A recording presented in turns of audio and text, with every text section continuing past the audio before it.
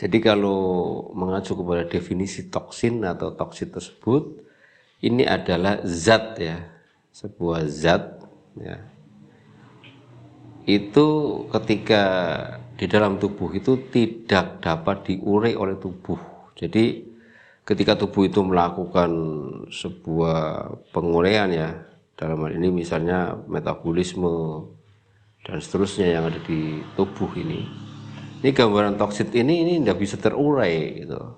Karena toksit ini ya memang berasal daripada radikal bebas, dan radikal bebas itu bisa lewat udara, bisa lewat semua asupan ya, makanan dan minuman yang kita makan. Nah, bicara sumber toksit ini adalah intinya adalah semua asupan yang masuk ke tubuh kita yang ada kandungannya dengan zat-zat kimiawi ya.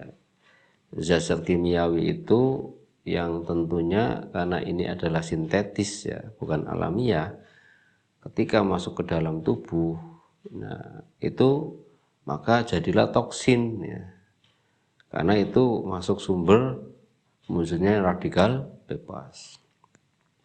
Kemudian kalau lewat makanan itu ada unsur pengawet, pengembang, penyedap rasa, pewarna, ya, pengenyal ya. Nah ini semuanya ya, hal-hal yang akan meracuni di dalam tubuh, yang akan menjadikan toksit di dalam tubuh. Kita makan dengan zat pewarna ya, kita makan ada misalnya kayak mie yang di situ ada kenyal-kenyalnya, kemudian bertahan sampai 2 tahun. Ini kan tidak mungkin kalau tidak pakai pengawet.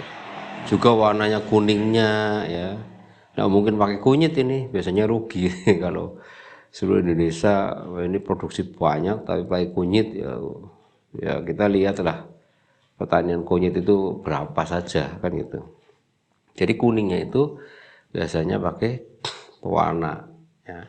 Terus untuk mengembangkannya, sudah mengembang, sudah warnanya pakai pewarna, kemudian bumbunya juga ada bumbu penyedap rasanya, bagaimana supaya enak kan gitu. Jadi lengkap itu, pewarna ada, pengawet ada, penyedap rasanya ada, pengenyalnya ada, pengembangnya juga ada. Ini lengkap ya, ini lengkap. Nah itu kalau dimakan dalam tubuh manusia paling tidak terkontaminasi ini. Tubuh itu akan terkontaminasi dengan zat-zat kimia tadi.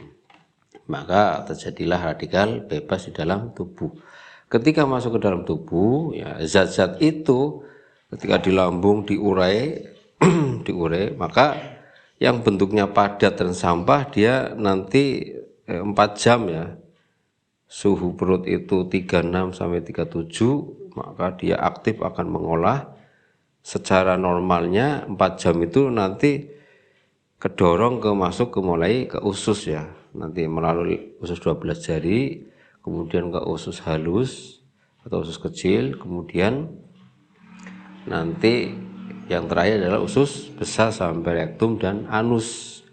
Nah itu prosesnya adalah dari proses lambung itu, ketika lambung itu suhunya normal, dia aktif itu paling tidak 4 jam. Maka ketika kita makan 4 jam itu paling tidak sudah lapar lagi. Nah di situ ada pemisahan, yang padat itu masuk ke usus, kemudian zat-zatnya baik vitamin, protein yang manfaat ya, atau toksin-toksin yang ada, ini juga nanti sari-sari ini nanti masuknya ke bakal mentahnya darah, yaitu di limpa ya. Jadi kalau ampasnya dari lambung diolah itu nanti terpisah, sari-sarinya itu ke limpa dulu, di situ nanti ampasnya itu nanti masuk ke usus ya.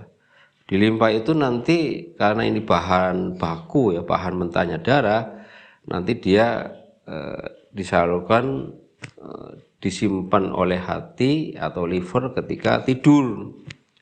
Nah itu disimpan di situ.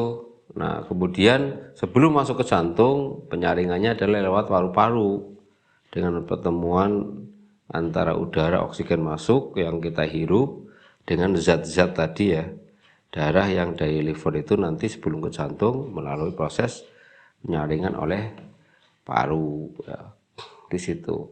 Baru di jantung itu nanti disebarluaskan, dipompa dulu, baru disebarkan.